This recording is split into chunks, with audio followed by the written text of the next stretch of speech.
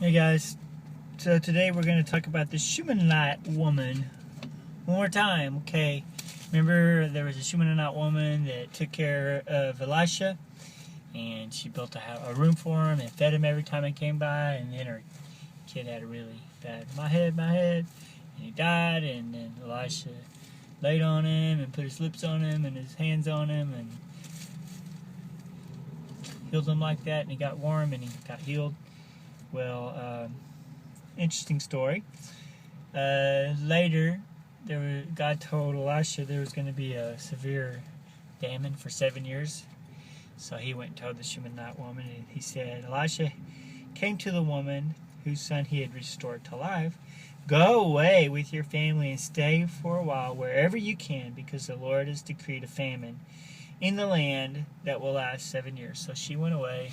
She lived in the Philistine country, and then she came back, and she went to the king, and she was going to beg for her home and her land back.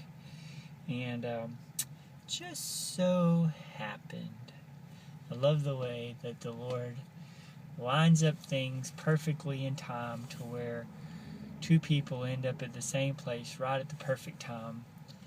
So this will happen in your life. I guarantee you will just so happen.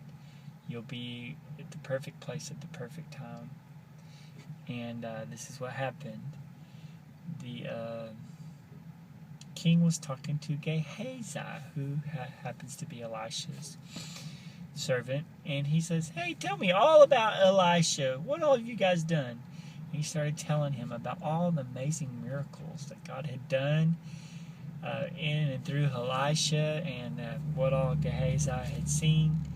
And he started telling this story about this woman who took good care of him, built a special room in her house for them, and fed them, and how the Lord had healed her son. The Lord had given her a son, first of all, and then, because she had never had kids, and then the boy had died, and the Lord brought the kid back to life. And just as he was talking about it, looks over, and guess who's coming into the throne room, or in to see the king and ask for her land back, but that lady. And he's like, I don't know how it happened. I know it had to have been cool, but let's just imagine that he's like, oh, she had like a brown hair, is about the length of that lady's over there, and she looked, that's her right there. Look just like her. I think it is her. I don't know, however it happened. But anyways, the lady was there, and I think the Lord did that to provide for that woman, because she had done such a good job of taking such good care of God's special person, Elisha. And the king went to her, and so the Bible says, Gehazi said, this is the woman, my lord, the king.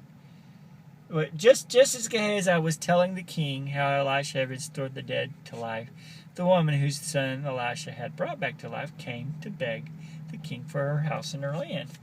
And he said, Gehazi said, this is the woman, my lord, the king, and this is her son, whom Elisha restored to life. The king asked the woman about it, and she told him.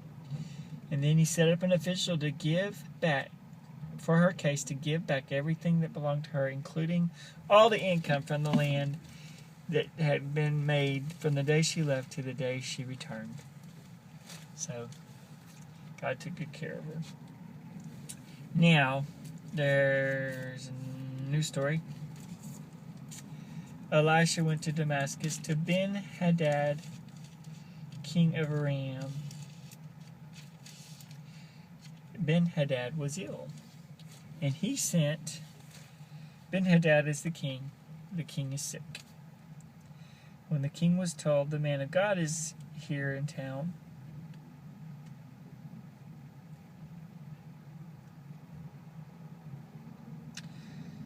the man of God has come all the way up here. He's in here in town. He said to Hazael is the king's servant. So we got Elisha's the guy that came to town. Ben-Hadad's the king who has become ill. Hazael is the king's servant who does the servant's bidding. Okay? So he said to Hazael, take a gift and meet with a man. Consult with him. Ask him, will I recover from this illness? So Hazael took a gift, and he did not mess around. He took a good present. It took 40 camel loads of all the finest wares. So he took him a bunch of presents.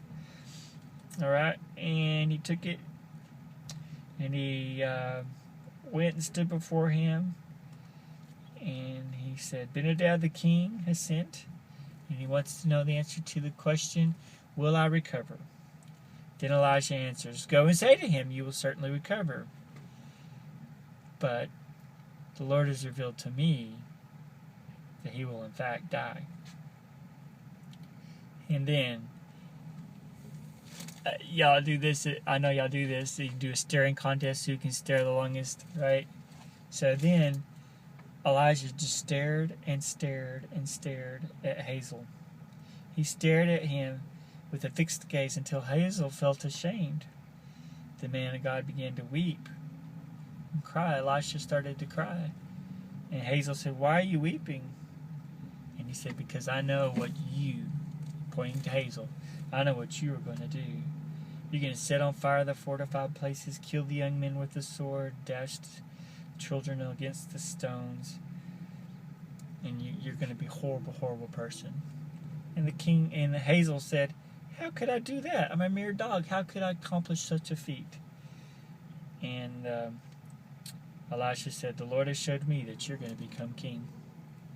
Then Hazael left Elisha, returned to his master, and his master Ben-Hadad asked, what did he say? And he said, he told me that you would certainly recover.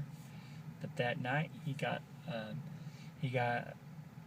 thick cloak. He soaked it with water. He spread it over the king's face and killed him. And he succeeded him and became the king.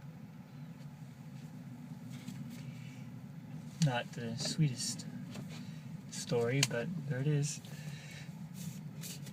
So you guys have a good night.